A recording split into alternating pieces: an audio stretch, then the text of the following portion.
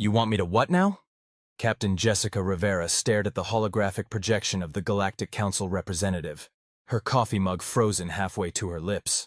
The tall, willowy alien, a Nexarian if she remembered correctly, made that irritating chittering sound that passed for clearing their throat in polite company. Captain Rivera, we merely request that humanity cease its unnecessary displays of physical resilience.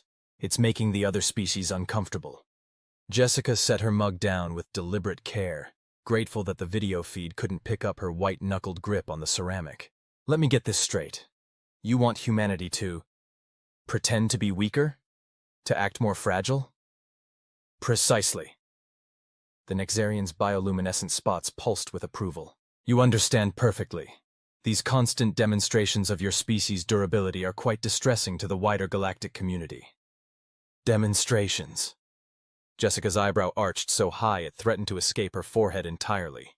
You mean like yesterday, when my engineer fixed the hull breach by walking outside the ship without a suit because our emergency protocols were faster than getting suited up? Yes, exactly that sort of thing. Most unseemly. Think of the psychological damage to the Vendaxian delegation who witnessed it. The Vendaxians whose ship we saved by doing exactly that? They're still in therapy. Jessica pinched the bridge of her nose, counting backward from 10 in every language she knew. It didn't help, right? And I suppose you'd also like us to stop doing things like surviving multiple G-forces, eating spicy food, or healing from injuries that would kill most species. Oh, would you? The alien's spots turned a hopeful shade of pink. That would be most considerate. That was sarcasm. Ah, how unfortunate. The Nexarian's spots dimmed to a disappointed blue. Nevertheless, the Council has drafted a comprehensive list of behavioral modifications we'd like humanity to adopt. For instance, we request that you begin screaming and fainting at the sight of minor injuries like paper cuts. Paper cuts hurt like a bitch, actually. And perhaps you could try dying from mild temperature variations? The Zextra find it most disturbing that your species can survive in environments ranging from Arctic to tropical. Jessica stared at the ceiling of her ready room, wondering if it was too early in the day to break out the emergency whiskey she kept in her desk. You do realize that we can't just turn off our biology, right? Oh, no one's asking you to actually change your physical capabilities, the Nexarian assured her hurriedly. We're simply requesting that you pretend to be more normal, more civilized, less. They waved their appendages vaguely. Deathworldery. Deathworldery, Jessica repeated flatly. That's not even a word. We had to invent new terminology just to describe your species' concerning behaviors. At this point, Jessica did reach for the whiskey. And what exactly prompted this request? We've been part of the galactic community for 3 years now without any major incidents. The Nexarian's spots turned an embarrassed shade of purple. Well, there was the incident last week with Commander Martinez. What incident with... Jessica stopped, groaned, and took a healthy swallow of whiskey. You mean when he sneezed? He expelled microscopic particles at velocities exceeding 100 kilometers per hour. 7 different species filed formal complaints about biological warfare. It's called allergies, Jessica muttered into her glass, and he apologized for not covering his mouth. And then there was the disturbing display at the diplomatic reception when your Lieutenant Kumar consumed the Siktal delegation's ceremonial offering. Their ceremonial offering was coffee. They didn't tell us it was ceremonial until after he'd already drunk it. He consumed 37 cups in under an hour. It was a long shift. And in our defense, who makes their ceremonial offering caffeine? That's just asking for trouble. The Nexarian spots were practically strobing now. The Siktal consider it a deadly neurotoxin. They use it to execute their worst criminals.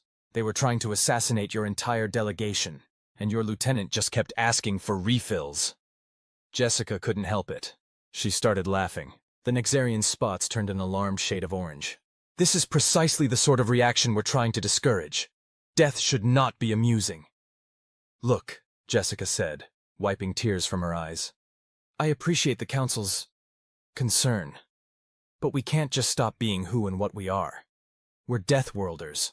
It's not a choice. It's not a fashion statement. It's just us. But surely you could at least try to be more sensitive to other species' sensibilities? Perhaps act more traumatized by potentially fatal situations?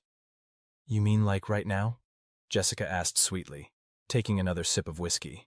I don't follow. This whiskey I'm drinking? It's basically poison. Alcohol is toxic to humans, we just happen to enjoy it anyway. The Nexarian's spots went completely dark. You're consuming poison? For recreation? Yup. Jessica popped the P sound, enjoying the way the alien's appendages twitched.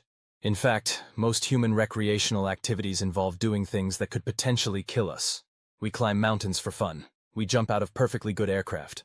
We eat plants that fight back and animals that could theoretically kill us, just because they taste good with hot sauce. Hot sauce? Chemicals that cause pain receptors to fire. We put them on our food because we like the way it burns. The Nexarian made a sound like a deflating balloon. The Council will not be pleased to hear this. The Council, Jessica said, setting down her glass with a decisive click, can kiss my deathworlder ass. We're not going to pretend to be something we're not just because it makes other species uncomfortable. In fact, she grinned, an expression that showed far too many teeth for the Nexarian's comfort. I think it's time we stopped pretending altogether. What do you mean? Computer, send a fleet-wide message. New standing orders for all human personnel. Captain, please, let's not be hasty. Effective immediately.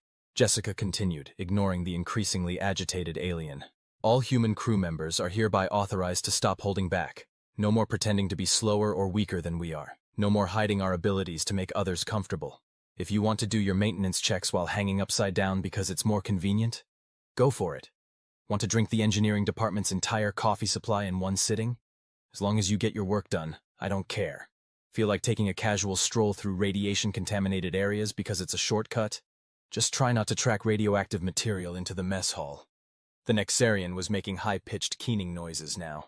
Captain Rivera, the diplomatic implications... Oh, and one more thing, Jessica added, her grin turning positively predatory. I'm declaring this Friday Bring Your Favorite Earth Animal to Work Day. I'm sure everyone would love to meet Lieutenant Kumar's emotional support honey badger. Honey badger? Meanest little bastards you'll ever meet. They've been known to fight off lions. He named his Betty. The Nexarian's hollow form flickered as they presumably fainted. Jessica took another sip of whiskey, feeling quite pleased with herself. Computer, send that message, and add a postscript. The Galactic Council can consider this humanity's official response to their request for behavioral modification. We respectfully decline to comply, and furthermore invite any concerned parties to come witness a traditional Earth celebration called a rodeo. The computer chirped in acknowledgement, and Jessica settled back in her chair, already imagining the chaos that would ensue. It was about time the galaxy learned what humans were really capable of when they weren't trying to play nice. Somewhere in the distance, she could have sworn she heard Lieutenant Kumar's honey badger expressing its approval with a series of vicious snarls. The next few weeks aboard the International Space Station, humanity's problem child, as it had been not so affectionately dubbed by the galactic community, were interesting, to say the least. It started small, with crew members finally letting loose after years of restraint. Engineer Maria Rodriguez stopped pretending she needed anti-grav assists to move heavy equipment, simply hoisting fusion cores onto her shoulder like they were bags of groceries. The Arcturian maintenance team had to be talked down from the ceiling, literally, as they could stick to walls when stressed. Dr. James O'Connor in medical stopped diluting his coffee with water to avoid shocking the alien staff. His new habit of mainlining pure espresso while performing surgery with perfectly steady hands led to 3 separate species adding humans to their list of eldritch horrors. But it was the introduction of Earth pets that really sent things over the edge. Lieutenant Kumar's honey badger, Betty, turned out to be surprisingly well-behaved for a honey badger. She only tried to maul the Zexthra ambassador twice, and the second time was arguably justified because they had called her a rather ugly cat. The fact that she could survive brief exposures to vacuum, thanks to some genetic modifications that probably weren't entirely legal, just made things more entertaining. Then Chief Security Officer Patel brought aboard his emotional support cassowary. Is that? Jessica squinted at the 6-foot-tall murder bird strutting down the corridor like it owned the place. Is that bird wearing a uniform? Senior Security Officer Kevin, Patel said proudly, scratching the cassowary's neck. The bird made a sound like a garbage disposal eating a trombone and turned its dead-eyed stare on Jessica. He insisted. You named your cassowary Kevin? He likes it! Watch this. Kevin, standard patrol route. The cassowary straightened to its full height, somehow managing to look even more militant, and began marching down the corridor. Crew members, human and alien alike, pressed themselves against the walls to let it pass. Kevin acknowledged them with regal nods of his befeathered head. He's very professional, Patel explained. Only disemboweled one smuggler last week, been working on his restraint. Jessica watched as Kevin the cassowary stopped at an intersection, checked both ways like he was crossing a street, then continued his patrol. You know what? I'm not even going to ask. Carry on. That was only the beginning. By the end of the week, the station had acquired 3 cats, normal Earth cats, but that didn't stop them from terrifying the alien crew who discovered that, yes, cats really can survive falls from any height in space. A parrot that had learned to mimic the sound of hull breach warnings with disturbing accuracy. A ball python that escaped into the ventilation system and now occasionally emerged to steal snacks from the mess hall.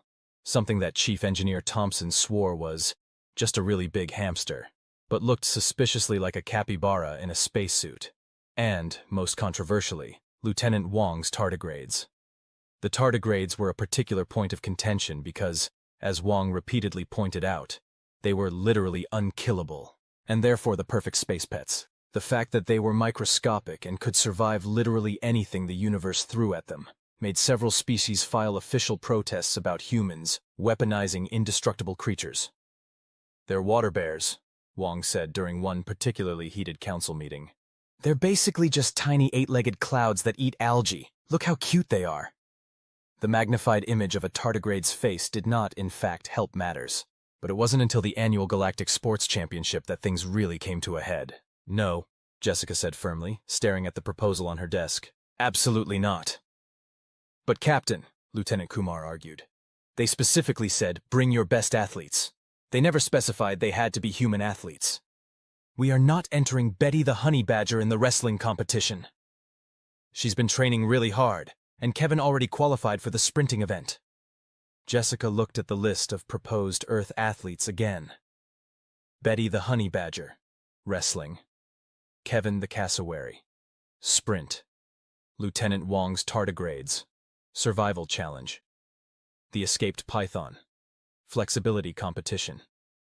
Chief Thompson's hamster, swimming. "This is a diplomatic incident waiting to happen," she said. "Exactly," Kumar grinned. "Isn't it great?" And somehow, because the universe had a sense of humor, or because no one actually read the entry forms too carefully, they were all accepted. The games began normally enough. The traditional opening ceremony only had one small incident when Kevin the Cassowary got overexcited during the parade of athletes and tried to challenge a Garnaxian honor guard to a dance-off. The security footage of a 6-foot murder bird breakdancing would later become one of the most viewed videos in galactic history. Then the competition started. Betty, it turned out, was a natural wrestler. Her signature move of literally not caring that she was being thrown across the ring proved surprisingly effective against opponents used to more traditional techniques. The fact that she could and would bite through power armor was just a bonus. Kevin dominated the sprint event, mainly because none of the other competitors wanted to risk being anywhere near an angry cassowary running at full speed. The judges tried to disqualify him for psychological warfare, until Patel pointed out that intimidating stares weren't actually against the rules. The escaped python won the flexibility competition by default after all other competitors withdrew in protest. The protest was later withdrawn when the python somehow got into the judges' chamber and gave them all very disappointed looks. But it was the survival challenge that really showcased humanity's unique approach to competition. "Lieutenant Wong," the head judge said wearily, "when we said survive in extreme conditions, we did not mean literally everything the universe can throw at you." "But my tardigrades can," Wong protested. "Look, they're fine. Vacuum? Fine. Radiation? Fine. Extreme heat, extreme cold, crushing pressure, no pressure, acid base, they don't care. They're literally the most resilient creatures in known space." That's not the point. Is there actually a rule against microscopic contestants? There wasn't. The tardigrades won by such a margin that the judges had to invent new scoring categories just to measure how thoroughly they'd demolished the competition. The fact that Wong had trained them to do synchronized swimming in their drops of water was just showing off. By the time the games ended, humanity had either won or been disqualified from every event they'd entered. Usually both, somehow, which shouldn't have been possible, but humanity had always been good at achieving the impossible. The closing ceremony was surprisingly subdued. mainly because half the participants were still in therapy after witnessing Betty's championship match. The honey badger accepted her medal with dignity, only trying to eat it twice. Back on the station, Jessica sat in her ready room, nursing another glass of whiskey, and reading the latest message from the Galactic Council. "They want us to what?" Kumar asked, scratching Betty behind the ears. The honey badger was wearing her medal like a collar, along with a tiny replica of a wrestling championship belt. "They want us to teach them." "Teach them what exactly?" "Everything." Jessica couldn't help but laugh. "They want to know how we do it, how we survive things that should kill us, how we turn deadly creatures into pets, how we keep going when any sane species would give up." She took another sip of whiskey. "Apparently we've impressed them." "By being completely insane?" "By being human." Jessica grinned. "They finally realized that we're not going to change, so they might as well learn from us instead." "Does this mean I can finally tell them about extreme sports?" "Let's maybe wait on that one. Baby steps." "Fine." Kumar stood up, Betty cradled in his arms like an oversized, murderous baby. "But I'm still teaching Kevin parkour." "Of course you are." Jessica watched them leave, then turned back to her desk computer. "Computer, send a message to the council. Humanity accepts your request for cultural exchange. First lesson: why humans invented something called coffee. Suggest you stock up on medical supplies." The computer chirped acknowledgement, and Jessica leaned back in her chair, already imagining the chaos that would ensue when the galaxy discovered caffeine properly. Sometimes, she reflected, being a deathworlder was absolutely worth it just for moments like these.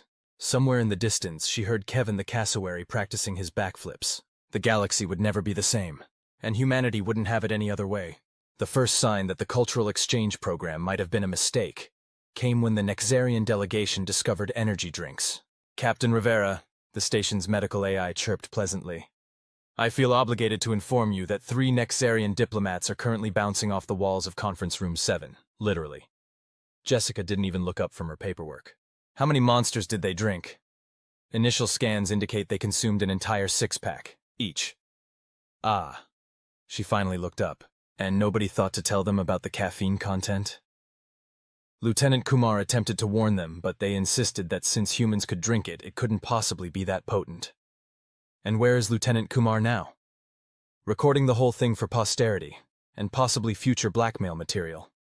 Jessica pinched the bridge of her nose. "Of course he is. And Betty?" "The honey badger is providing emotional support by laughing at them." It had been 3 weeks since the Galactic Council had formally requested humans to teach other species their ways. 3 weeks of chaos, confusion, and an ever-increasing number of incident reports that all seemed to start with, "So, nobody thought this would be a problem, but..." The coffee introduction had actually gone relatively well, once they'd established proper dosage guidelines for different species. The Z Extra, ironically, turned out to have a surprisingly high tolerance for it. They'd even started importing Earth coffee beans, though they insisted on calling it Controlled Substance Type 7 and treating baristas like drug dealers. It was everything else that was proving challenging. "Captain," her comm unit crackled, "we have a situation in the hydroponics bay." "Does it involve Kevin?" "No, ma'am. The Garnaxian ambassador's daughter got into the hot pepper greenhouse." Jessica was already moving before the sentence was finished. "How bad?" "She ate a Carolina Reaper, ma'am." "How?" "Apparently she was trying to impress her clutchmates by eating like a human. Medical is standing by with milk." The Garnaxian teenager, it turned out, survived the experience. She even earned significant social status among her peers for her brave battle against the deadly Earth neurotoxin. The fact that she'd turned 3 different colors and briefly gained the ability to speak in tongues just added to her street cred. Her parents were less impressed. "This is exactly what we were worried about." The Garnaxian ambassador's spots were flashing warning colors. "Your species' reckless influence is spreading." "With all due respect, Ambassador," Jessica replied, trying to keep a straight face. "Your daughter broke into a clearly marked restricted area to deliberately eat something labeled, 'Warning, extremely dangerous, human food only.'" "She's a teenager. Of course she did. That's why you shouldn't have such dangerous substances on board." "It's a pepper, not plutonium. The difference is negligible." The situation wasn't helped by the fact that the teenager had already started a social media trend. Eat Like a Human was trending across 3 sectors, leading to a wave of aliens attempting to consume various Earth foods and drinks, the The resulting medical emergencies kept the station's doctors busy and thoroughly entertained. But it wasn't just the food that was causing problems. No, Jessica said firmly, staring at the proposal on her desk. Absolutely not. But Captain, Lieutenant Wong argued, they specifically asked to learn about human sports and recreation. We are not teaching the Arcturians how to skateboard. They're already really good at wall crawling. Think of the possibilities. I am thinking of the possibilities. That's what terrifies me. The Arcturians did, in fact, turn out to be natural skateboarders once they got the hang of it. Their ability to stick to any surface made traditional concepts of up and down purely optional. The resulting videos of Arcturian teenagers skating across ceilings and doing vertical loops went viral across the galaxy. The insurance companies were less enthusiastic. Then there was the incident with the Siktal delegation and the petting zoo. They're so soft. The normally stoic Siktal ambassador was practically cooing as they petted a rabbit. And they don't even try to inject you with neurotoxins. That's generally not something Earth pets do, no. Jessica agreed carefully. Fascinating. And you say these dogs will actually protect you, without being mind-controlled or genetically engineered for loyalty? They just like us. The concept of pets that formed emotional bonds without chemical or technological intervention was revolutionary to many species. The fact that humans had taken naturally dangerous animals and selectively bred them into companions was even more mind-boggling. You're telling me, one Zextra scientist said incredulously, that wolves, apex predators that hunt in packs, turned into these?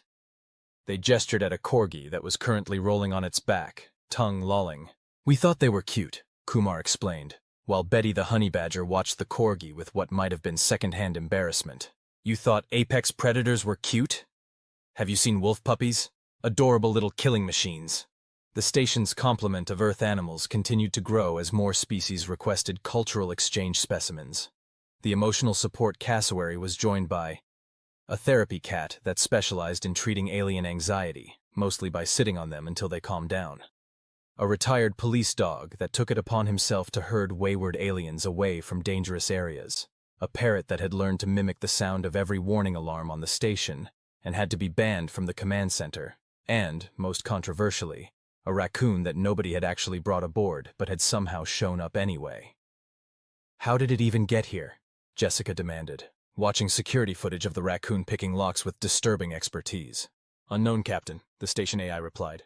But it appears to be teaching the Nexarian maintenance crew about tool use. That's concerning. Indeed, they're getting quite good at it.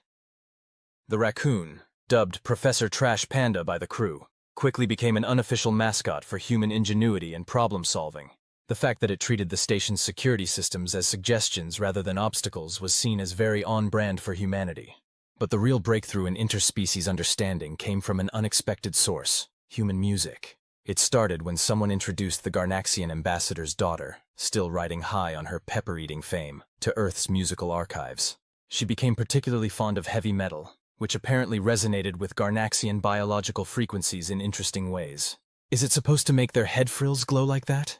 Jessica asked, watching a group of Garnaxian teenagers headbanging to Metallica. No, Dr. O'Connor replied, scanning them with medical equipment. But it's not hurting them. If anything, their neurotransmitter levels suggest they're experiencing a form of euphoria. Through heavy metal. Through heavy metal. The discovery that different Earth music genres affected different species in unique ways led to a whole new field of xenomusicology. The Arcturians turned out to be particularly susceptible to jazz, the complex rhythms creating beautiful patterns in their bioluminescent displays. The Siktal developed an unexpected appreciation for classical music, claiming it helped them achieve better chemical balance in their venom production. And then someone introduced the Zextra to EDM. They're still going? Jessica asked, watching the impromptu rave that had taken over the station's main promenade. Hour 14, Kumar confirmed. Turns out their species can photosynthesize the light shows for energy. They literally can dance forever. That's actually impressive. Betty's been running the DJ booth for the last 3 hours. Your honey badger knows how to DJ? She just hits buttons randomly, but honestly, no one can tell the difference. The sight of various alien species dancing to Earth music while a honey badger managed the sound system was probably the moment Jessica realized that the cultural exchange program, chaotic as it was, might actually be working. The Galactic Council's next message seemed to confirm it.